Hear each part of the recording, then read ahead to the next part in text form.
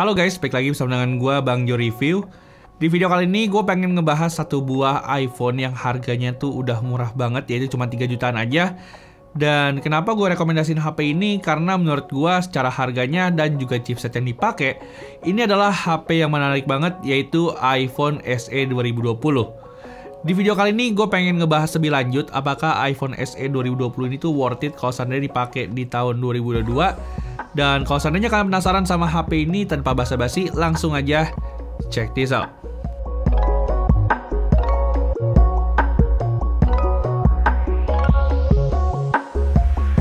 Oke, pertama-tama mungkin gue langsung aja ya spill kekurangan dari HP ini tuh ada 3, yaitu desain, layar, dan juga baterai. Nah, sebenarnya kalau seandainya kita lihat secara desain belakangnya, ini tuh gue nggak ada masalah sama sekali karena HP ini tuh kelihatan simple dan juga elegan. Cuman keluhan gue itu muncul saat kita balik HP ini dan ngelihat desain layar iPhone SE 2020. Desain HP ini tuh masih pakai aspek rasio 16:9 yang kelihatan jadul banget. Cuman dari desain HP ini ada satu hal yang mungkin bisa dibanggain dari iPhone SE 2020, yaitu dari sensor Touch ID-nya. Well, di tahap ini gue ngerasa iPhone itu emang butuh banget buat balikin lagi Touch ID di HP-HP line up mereka. Karena tentu aja menurut gue Face ID itu kayak nggak gitu efektif ya, terutama dalam kondisi pandemi saat ini yang masih diperlukan untuk pakai masker. Meskipun gue nggak menampik kalau ada beberapa iPhone yang bisa buka Face ID pas kita lagi pakai masker. Cuman menurut gue keberadaan tombol Touch ID itu jadi salah satu hal yang mungkin perlu dipertimbangin lagi nih oleh Apple untuk diadakan kembali. Nah, balik lagi ke soal layarnya, HP ini tuh punya layar dengan ukuran 4,7 inch beresolusi HD+ dengan panel IPS Retina display. Yang sayangnya menurut gua dengan ukuran 4,7 inch dipakai untuk multimedia ini tuh udah kurang gitu enak, at least kalau menurut gua pribadi.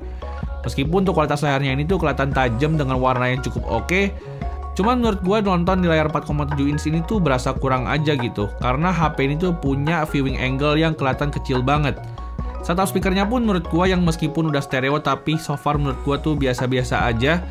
Jadinya mungkin kalau untuk dipakai untuk kebutuhan multimedia, maka HP ini tuh kurang gitu worth it nih untuk kalian beli di tahun 2022 ini.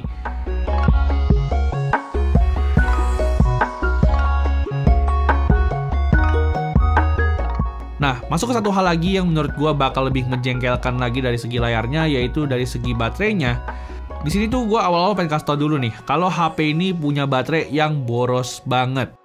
Di sini HP ini cuma punya baterai 1821 mAh yang sama kayak iPhone 8. Dan menurut gue untuk pemakaian di tahun 2022 mungkin kalian tuh bakal deket banget nih sama charger kalau seandainya kalian pakai HP ini sebagai daily driver. Dipakai satu harian, HP ini tuh butuh 2-3 kali ngecas, dimana untuk SOT-nya pun juga jelek banget, yaitu di angka 3 jaman aja. Dan menurut gua HP ini tuh tentu aja udah nggak worth it nih kalau seandainya kalian tuh pengen pakai HP ini sebagai daily driver utama kalian.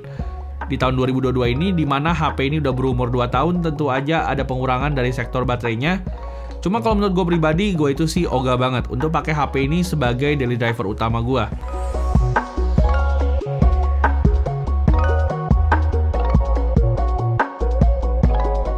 Nah, kalau tadi gue udah ngebahas mengenai kekurangan-kekurangan di iPhone SE 2020, mungkin dari detik ini sampai akhir video gue bakal bahas nih apa aja yang jadi kelebihan si iPhone SE 2020 ini.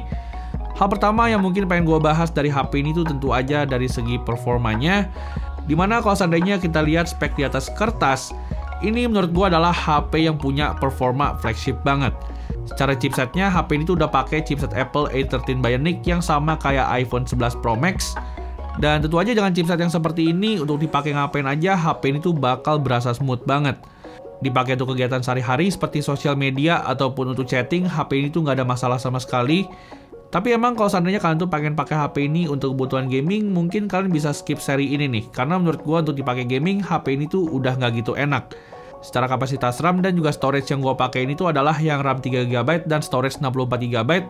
Yang tentu aja dengan storage 64GB dipakai untuk game-game berat seperti Genshin, tentu aja tuh bakal boros memori banget. Kalau gue pribadi, gue itu pakai HP ini tuh lebih ke arah untuk penggunaan sehari-hari seperti sosial media ataupun untuk WA-an.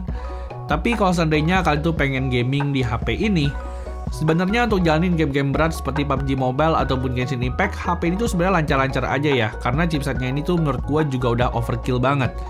Tapi Satu hal yang mungkin jadi deal breaker banget untuk gaming di HP ini tuh lagi-lagi dari ukuran layarnya nih, yang cuman 4,7 inci aja. Di sini emang gua ada ngetes game PUBG Mobile di HP ini di grafik HDR Extreme bisa berjalan dengan lancar. Cuman untuk gameplaynya menurut gua berasa kurang gitu enak nih, karena dengan ukuran layar yang kecil, jari gua tuh yang ukurannya bisa dibilang cukup gede bakal kesusahan banget untuk mengontrol gameplaynya si PUBG Mobile ini.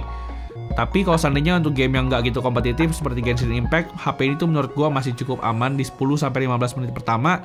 Karena menurut gua secara performanya, HP ini tuh emang beneran smooth nih untuk ngejalanin game Genshin Impact meskipun di grafik highest 60 fps. Cuman emang karena HP ini tuh cepet panas, jadinya fan cooler ini tuh wajib banget kalau seandainya pengen dipakai untuk Genshin Impact. Karena di sini emang gue udah coba dan fan cooler itu ngasih efektivitas dan stabilitas yang lebih baik timbang tanpa pakai fan cooler.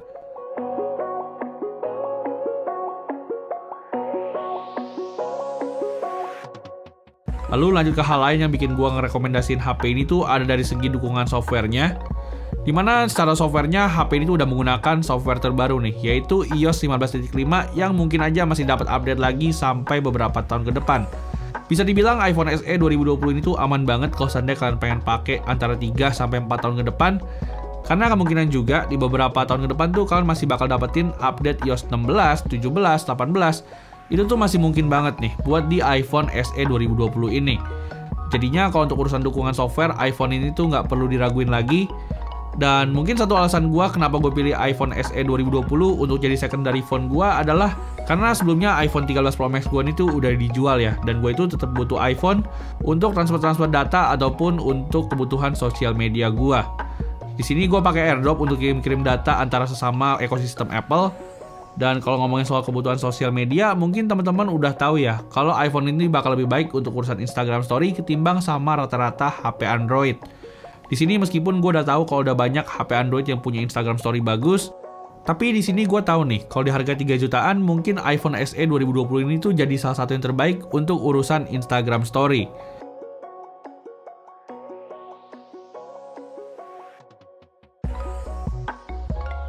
Nah, lanjut juga ke salah satu sektor yang bikin gua ngerekomendasiin HP ini buat kalian beli, yaitu dari segi kameranya. Dimana meskipun secara setupnya HP ini cuma dibekali dengan satu buah kamera belakang 12 megapiksel, tapi menurut gua kalau kita ngomongin soal hasil fotonya, HP ini tuh menurut gua jadi salah satu yang terbaik nih di harga 3-4 jutaan. HP ini tuh menurut gua untuk foto di kondisi yang cukup cahaya, hasilnya tuh bakal sangat memuaskan. Dimana kalau seandainya kita lihat dari segi detail, warna, dan juga tekstur, HP ini tuh berada di level yang beda nih ketimbang sama HP-HP midrange yang ada di pasaran saat ini. Hasilnya ini tuh kelihatan tajam dan juga punya warna yang natural. Dan ngomongin soal dynamic range-nya pun, secara hasilnya HP ini tuh punya dynamic range yang kelihatan ciamik banget. Intinya secara harga di 3 jutaan mungkin HP ini jadi salah satu HP dengan kamera terbaik. Cuman kalau kita ngomongin soal kekurangannya, HP ini tuh masih belum dilengkapi dengan fitur night mode nih, baik dari kamera depannya ataupun di kamera belakangnya. Jadinya kalau seandainya kalian tuh foto di malam hari pakai HP ini tuh noise-nya bakal kelihatan banget. Cuman kalau gue boleh jujur, untuk hasil foto di malam harinya, HP ini tuh nggak parah-parah amat, meskipun emang udah kalah ketimbang sama HP midrange di tahun 2022 ini.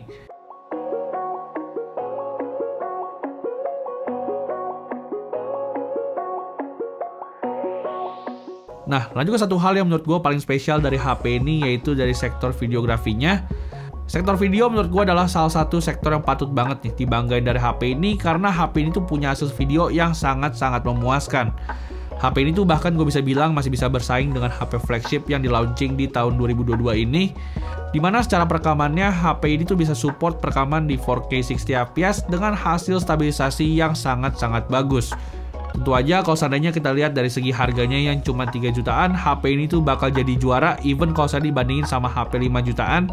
Sehingga kalau seandainya kalian tuh pengen beli HP dengan kebutuhan videografi tapi budget kalian mepet, maka gue bisa banget nih buat ngerekomendasiin si iPhone SE 2020 buat kalian beli.